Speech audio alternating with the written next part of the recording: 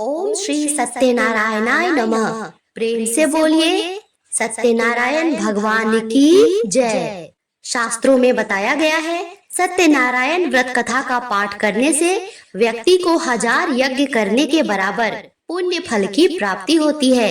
सत्यनारायण भगवान व्रत कथा में भगवान विष्णु के सत्य स्वरूप के बारे में बताया गया है।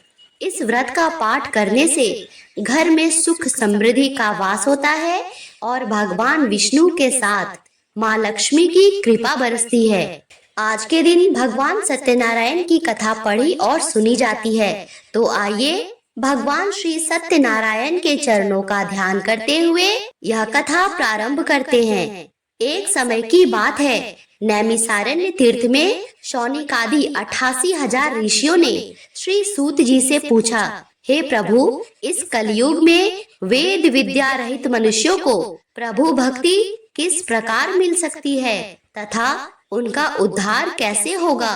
हे मुनि श्रेष्ठ, ऐसा कोई तप बताइए जिससे थोड़े समय में ही पुण्य मिले और मनवांछित फल भी मिल जाए। इस प्रकार की कथा सुनने की हम इच्छा रखते हैं। सर्व शास्त्रों के ज्ञाता सूत जी बोले, हे वैष्णवों में पूज्य, आप सभी ने प्राणियों के हित की बात पूछी है, इसीलिए मैं एक ऐसे श्रेष्ठ व्रत को आप लोगों को बताऊंगा जिसे नारद जी ने श्री लक्ष्मी नारायण जी से पूछा था। एक समय योगी राज नारद जी दूसरों के हित की इच्छा से अनेक लोकों में घूमते हुए मृत्युलोक में आ पहुँचे। यहाँ अनेक योनियों में जन्मे हुए प्रायः सभी मनुष्यों को अपने कर्मों के अनुसार अनेकों दुखों से पीड़ित देखकर सोचा कि किस यत्न के करने से निश्चय ही प्राणियों के दुखों का नाश हो सकेगा।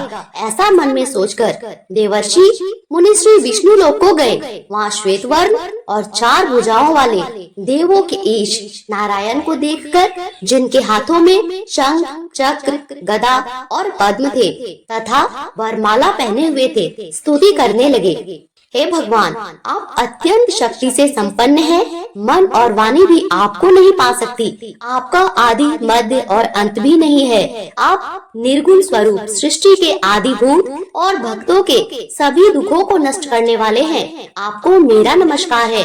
नारद जी से इस प्रकार की स्तुति सुनकर भगवान श्री विष्णु बोले, हे मुनि श्रेष्ठ, आपके मन में क्या है? आप किस काम के लिए यहाँ आए हैं? निसंकोच कहिए। तब नारद मुनि बोले, प्रभु, मृत्यु लोक में सब मनुष्य जो अनेकों योनियों में पैदा हुए हैं, अपने अपने कर्मों के द्वारा अनेकों प्रकार के दुख से व्यतीत हैं। हे नाथ, यदि आप मुझ पर दया रखते हैं तो बतलाइए कि उन मनुष्यों के सब दुखों को कैसे थोड़े से प्रयत्न से ही दूर किया जा सकता है।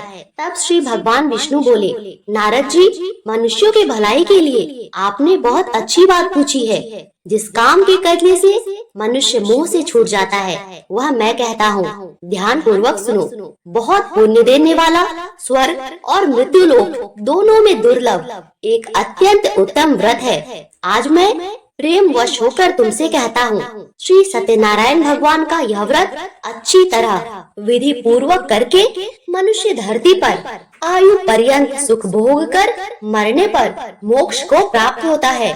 श्री भगवान के वचन सुनकर नारद मुनि बोले, हे भगवान, उस व्रत का क्या फल है, क्या विधान है और किसने यह व्रत किया था और किस दिन इस व्रत को करना चाहिए? विस्तार पूर्वक कहिए भगवान।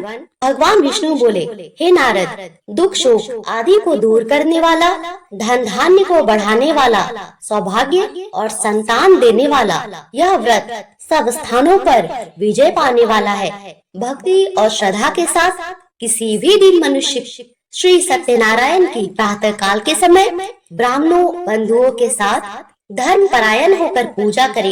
भक्ति भाव से नैवेद्य केले का फल, शहद, घी, दूध और गेहूं का आटा सवाय लेवे। गेहूं के अभाव में साठी का चूर्ण भी ले सकते हैं और सब पदार्थों को भगवान को अर्पण कर दे तथा बंधुओं सहित ब्राह्मणों को भोजन कराए। इसके पश्चात स्वयं भोजन करे। रात्रि में नृत्य गीत आदि का आयोजन कर रात्रि जागरण कर भगवान सत्यनारायण का ध्यान करते हुए समय बिताए। इस तरह व्रत करने पर मनुष्य की इच्छा निश्चित ही पूरी होती है। विशेष रूप से कलिकाल में भूमि पर यही मोक्ष का सरल उपाय है। प्रेम से बोलिए श्री सत्यनारायण भगवान की जय। श्री सत्यनारायण व्रत कथा का प्रथम अध्याय संपूर्ण। दूसरा अध्याय। सूत जी बोले, हे ऋषियों, जिसने पहले समय में इस व्रत को किया है उसका इतिहास कहता हूँ, ध्यान पूर्वक सुनो। सुंदर काशीपुरी नगरी में एक अत्यंत निर्धन ब्राह्मण रहता था। वह भूख और प्यास से बेचैन हुआ नित्य पृथ्वी पर घूमता था। ब्राह्मणों से प्रेम करने वाले भगवान ने ब्राह्मण को दुखी देखकर बूढ़े ब्राह्मण का रूप धरकर उसके पास जाकर आदर पूर्वक पूछा, हे विप्र, तुम नित्य दुखी होकर पृथ्वी पर क्यों घूमते हो? ब्राह्मण, यह सब मुझसे कहो, मैं सुनना चाहता हूँ। तब वह ब्राह्मण बोला, मैं निर्धन ब्राह्मण हूँ, भिक्षा के लिए पृथ्वी पर फिरता हूँ। हे भगवान, यदि आप इससे छुटकारा पाने का कोई उपाय जानते हैं तो कृपा कर मुझे बताएं। वृद्ध ब्राह्मण बोले, हे विप्र, सत्यनारायण भगवान मनोवांछित फल देने वाले होते हैं, तुम उनका पूजन करो, जिसके करने से मनुष्य सब दुखों से मुक्त हो जाता है। तब ब्राह्मण को व्रत का सारा विधान बतलाकर बूढ़े ब्राह्मण का रूप धारण करने वाले श्री सत्यनारायण भगवान वहीं अंतर ध्यान हो गए। जिस व्रत को वृद्ध ब्राह्मण ने बतलाया था, मैं उसको अवश्य करूंगा, यह निश्चय करने पर उसे रात भर नींद नहीं आई। सवेरे उठकर सत्यनारायण भगवान के व्रत का निश्चय कर वह भिक्षा के लिए चला गया। उस दिन उसको भिक्षा में बहुत सारा धन मिला, जिससे बंधु बांधव के साथ उसने सत्यनारायण भगवान का व्रत किया, जिसको करने से उस ब्राह्मण के सभी दुख दूर हुए और सब दुखों से छूटकर अनेक प्रकार की संपत्तियों से युक्त हुआ। उस समय से वह ब्राह्मण हर मास व्रत करने लगा। इस तरह सत्यनारायण भगवान के व्रत को जो भी करेगा वह मनुष्य सब दुखों से छूट जाएगा। इस तरह नारद जी से सत्यनारायण भगवान का कहा हुआ यह व्रत मैंने तुमसे कहा है। हे विप्रो, मैं अब और क्या कहूँ? तब ऋषिगण कहते हैं, मुनीश्वर, संसार में इस ब्राह्मण से सुनकर किसने इस व्रत को किया, हम वह भी सुनना चाहते हैं। इसके लिए हमारे मन में अत्यंत जिज्ञासा हो रही है। सूत जी बोले, मुनियों, जिसने इस व्रत को किया है वह सभी सुनो। एक समय एक ब्राह्मण धन और ऐश्वर्य के अनुसार बंधु बांधवों के साथ व्रत करने को तैयार हुआ। उसी समय एक लकड़ी बेचने वाला बूढ़ा आदमी आया और बाहर लकड़ियों को रखकर ब्राह्मण के मकान में गया। प्यास से दुखी लकड़हारा उनको व्रत करते देखकर ब्राह्मण को नमस्कार करके कहने लगा, यह आप लोग क्या कर रहे हैं? इसको करने से क्या फल मिलता है?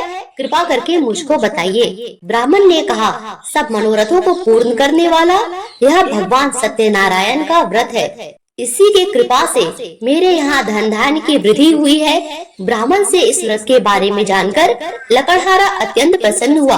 चरणामृत लेकर प्रसाद ग्रहण करने के बाद वह अपने घर को गया।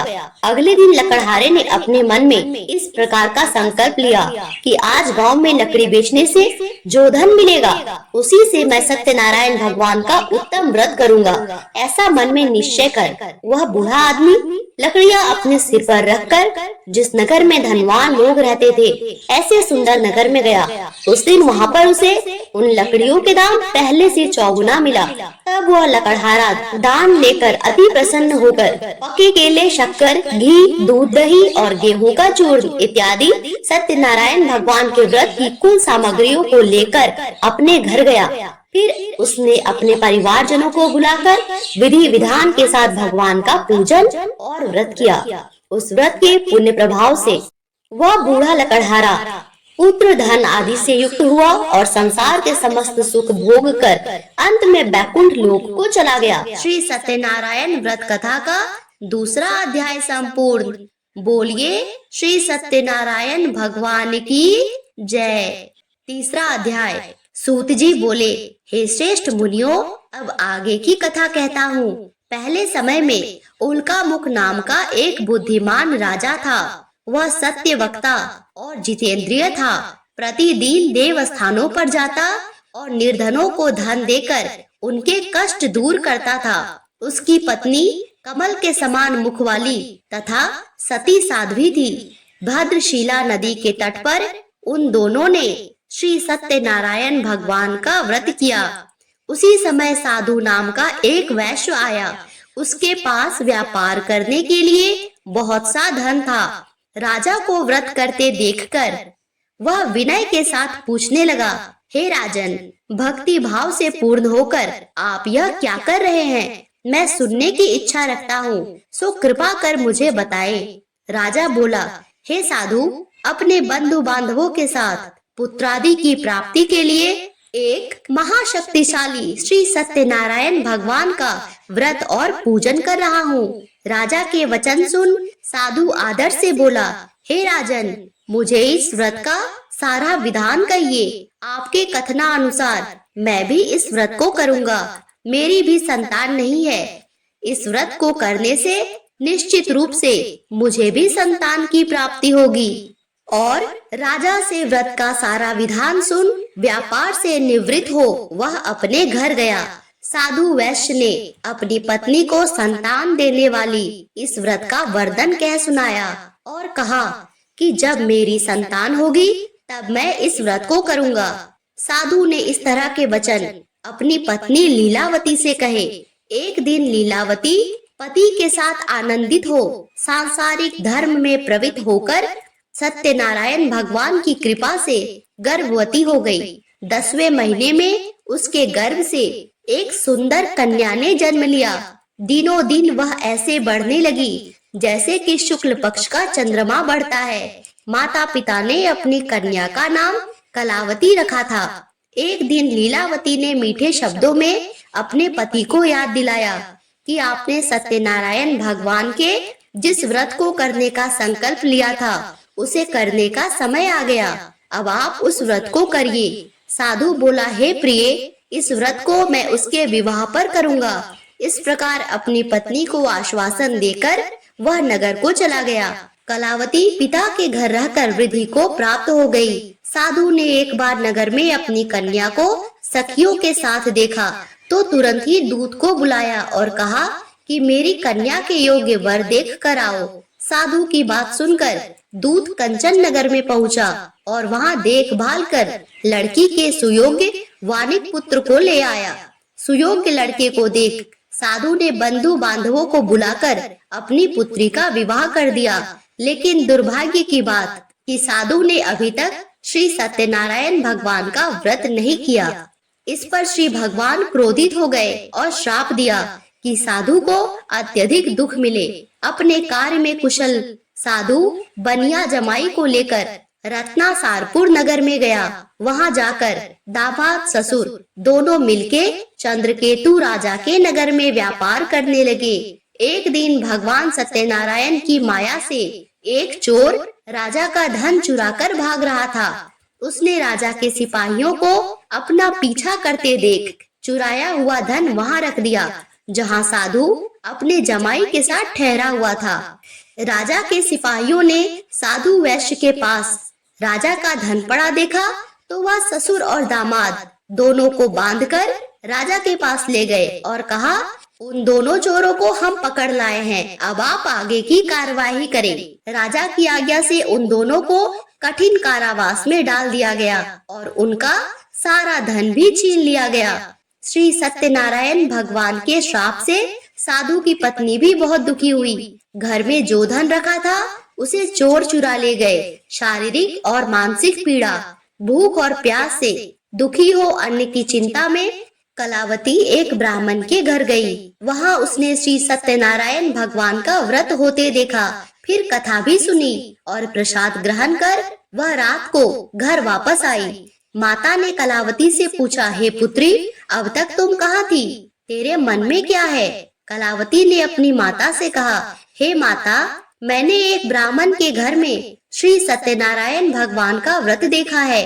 कन्या के वचन सुन लीलावती भगवान के पूजन की तैयारी करने लगी। लीलावती ने परिवार और बंधुओं सहित भगवान श्री सत्यनारायण का पूजन किया और उनसे वर मांगा कि मेरे पति और दामाद शीघ्र घर आ जाए। साथ ही यह भी प्रार्थना करी कि हम सबका अपराध क्षमा करे। भगवान श्री सत्यनारायण इस व्रत से संतुष्ट हो गए और राजा चंद्रकेतु को सपने में दर्शन देकर कहा, हे राजन, तुम उन दोनों वैश्यों को छोड़ दो और तुमने उनका जो धन लिया है उसे भी वापस कर दो। अगर ऐसा नहीं किया तो मैं तुम्हारा धन, राज्य और संतान सभी को नष्ट कर दूंगा। राजा को यह सब कहकर भगवान अंतर ध्यान हो गए। प्रातःकाल राजा ने सभा में अपना सपना सुनाया और बोले कि वाणिक पुत्रों को कैद से मुक्त कर सभा में लाओ। दोनों ने आते ही राजा को प्रणाम किया। राजा मीठी वाणी में बोला, हे महानुभाव, दुर्भाग्यवश ऐसा कठिन दुख तुम्हें प्राप्त हुआ, लेकिन अब तुम्हें कोई भय नहीं है। ऐसा कह राजा ने उन दोनों को नए वस्त्र आभूषण पहनाए और जितना धन उनका लिया था उससे दुगना धन वापस कर दिया। दोनों वैश्य अपने घर को चल दिए। श्री सत्यनारायण व्रत कथा का 3रा अध्याय संपूर्ण। बोलिए श्री सत्यनारायण भगवान की जय। 4था अध्याय। सूत जी बोले, वैश्य ने मंगलाचार कर अपनी यात्रा आरंभ की और अपने नगर की ओर चल दिया। उनके थोड़ी दूर जाने पर एक दंडी वेशधारी श्री सत्यनारायण ने उनसे पूछा, हे साधु, तेरी नाव में क्या है? अभिवाणी वानिक हंसता हुआ बोला, हे दंडी, आप क्यों पूछते हो? क्या धन लेने की इच्छा है? मेरी नाव में तो बेल और पत्ते भरे हुए हैं। वैश्य के कठोर वचन सुन भगवान बोले, तुम्हारा वचन सत्य हो। दंडी ऐसा वचन कह वहां से दूर चले गए। कुछ दूर जाकर समुद्र के किनारे बैठ गए। दंडी के जाने के बाद साधु वैश्य ने नित्य क्रिया के पश्चात नाव को ऊंची उठते देखकर अचंभा माना और नाव में बेल पत्ते आदि देख मूर्छित हो जमीन पर गिर पड़ा। मूर्छा खुलने पर वह अत्यंत शोक में डूब गया। तब उसका दामाद बोला, पिताजी, आप शोक ना मनाएं, यह उस दंडी का शाप है, इसीलिए हमें तत्काल उसकी शरण में जाना चाहिए तथा तभी हमारी मनोकामना पूरी होगी। दामाद की बात सुन वह दंडी के पास पहुंचा और अत्यंत भक्ति भाव नमस्कार करके बोला, मैंने आपसे जो भी असत्य वचन कहे थे उनके लिए मुझे क्षमा दे दो। ऐसा कहकर महान शोकातुर हो रोने लगा। तब दंडी भगवान बोले, हे वानिक पुत्र, मेरी आज्ञा से बार बार तुम्हें दुख प्राप्त हुआ, तू मेरी पूजा से विमुख हुआ। साधु बोला, हे भगवान, आपकी माया से ब्रह्मा आदि देवता भी आपके रूप को नहीं जानते, तो मैं अज्ञानी कैसे जान सकता हूँ? आप प्रसन्न हो जाइए प्रभु, अब मैं सामर्थ्य के अनुसार आपकी पूजा करूँगा। मेरी रक्षा करें और पहले के समान मेरी नौका में धन भर दे। साधु वैश्य के भक्ति पूर्वक वचन सुनकर भगवान प्रसन्न हो गए और उसकी इच्छा अनुसार वरदान देकर अंतर ध्यान हो गए। ससुर जमाई जब नाव पर आए तो नाव धन से भरी थी। फिर वही अपने अन्य साथियों के साथ सत्यनारायण भगवान का पूजन कर अपने नगर को चल दिए। जब नगर के नजदीक पहुँचे तो दूत को घर पर खबर करने के लिए भेज दिया। दूत साधु की पत्नी को प्रणाम करके बोला कि मालिक अपने दामाद सहित नगर के निकट आ गए हैं। दूत की बात सुन साधु की पत्नी लीलावती ने बड़े हर्ष के साथ सत्यनारायण भगवान का पूजन कर अपनी पुत्री कलावती से कहा, मैं अपने पति के दर्शन को जाती हूँ, तू कार्य पूर्ण कर शीघ्र आ जाना। माता के ऐसे वचन सुन कलावती जल्दी में प्रसाद छोड़ अपने पति के पास चली गई। प्रसाद की अवज्ञा के कारण श्री सत्यनारायण भगवान रुष्ट हो गए और नाव सहित उसके पति को पानी में डुबो दिया। कलावती अपने पति को वहां ना पाकर रोती हुई जमीन पर गिर गई। नौका को डूबा हुआ देख और कन्या को रोता हुआ देख साधु दुखी होकर बोला, हे प्रभु, मुझसे और मेरे परिवार से जो भूल हो गई उसे क्षमा कर दीजिए। साधु के दीन वचन सुनकर श्री सत्यनारायण भगवान प्रसन्न हो गए और आकाशवाणी हुई, हे साधु, तेरी कन्या मेरे प्रसाद को छोड़कर आई है, इसीलिए उसका पति अदृश्य हो गया। यदि वह घर जाकर प्रसाद खाकर लौटती है तो इसे इसका पति अवश्य मिलेगा। ऐसी आकाशवाणी सुन कलावती दौड़ती हुई घर पहुंचकर प्रसाद खाती है और फिर वापस आकर अपने पति के दर्शन करती है। उसके बाद साधु ने अपने बंधु बांधवों सहित श्री सत्यनारायण भगवान का विधि विधान से पूजन किया। इस लोक का सुख भोग कर अंत में वह स्वर्ग को चला गया। श्री सत्यनारायण व्रत कथा का 4था अध्याय समाप्त। प्रेम से बोलिए सत्यनारायण भगवान की जय। 5वां अध्याय। सूत जी बोले, हे ऋषियों, मैं और भी एक कथा सुनाता हूँ, उसे भी ध्यान पूर्वक सुनो। प्रजापालन में लीन तुंगध्वज नाम का एक राजा था। उसने भी भगवान का प्रसाद त्याग कर बहुत ही दुख पाया था। एक बार वन में जाके वन्य पशुओं को मारकर वह बड़ पेड़ के नीचे आ गया। वहाँ उसने ग्वालों को भक्ति भाव से अपने बंधुओं सहित सत्यनारायण भगवान का पूजन करते देखा। अभिमानवश राजा उन्हें देखकर भी पूजा स्थान पर नहीं गया, ना ही उसने भगवान को नमस्कार किया। ग्वालों ने राजा को प्रसाद दिया, लेकिन उसने वह प्रसाद भी नहीं खाया और प्रसाद को वहीं छोड़ अपने नगर को चला गया। जब वह नगर में पहुंचा, वहाँ सब कुछ तहस नहस हुआ था। वह शीघ्र ही समझ गया कि यह सब भगवान ने किया है। वह दोबारा ग्वालों के पास पहुंचा और विधि पूर्वक पूजा करके प्रसाद खाया तो भगवान श्री सत्यनारायण की कृपा से सब कुछ पहले जैसा हो गया। दीर्घ काल तक सुख भोगने के बाद मरणोपरांत उसे भी स्वर्ग लोक की प्राप्ति हुई। जो मनुष्य परम दुर्लभ इस व्रत को करेगा तो भगवान सत्यनारायण की अनुकंपा से उसे धन धान्य की प्राप्ति होगी। निर्धन धनी हो जाता है और भयमुक्त हो जाता है। संतानहीन मनुष्यों को संतान सुख मिलता है और सारे मनोरथ पूर्ण होने पर मानव अंतकाल में बैकुंठ धाम को जाता है। सूत जी बोले, जिन्होंने पहले इस व्रत को किया था, अब उनके दूसरे जन्म की कथा कहता हूँ। वृद्ध शतानंद ब्राह्मण ने सुदामा का जन्म लेके मोक्ष की प्राप्ति की। लकड़हारे ने अगले जन्म में निषाद बनकर मोक्ष प्राप्त किया। उल्का मुख राजा का नाम दशरथ होकर बैकुंठ को गए। साधु नाम के वैश्य ने मोर ध्वज बनकर मोक्ष पाया। महाराज तुंगध्वज ने स्वयंभू होकर भगवान में भक्ति युक्त होकर मोक्ष पाया। श्री सत्यनारायण व्रत कथा का 5वां अध्याय संपूर्ण। बोलिए भगवान श्री सत्यनारायण की जय।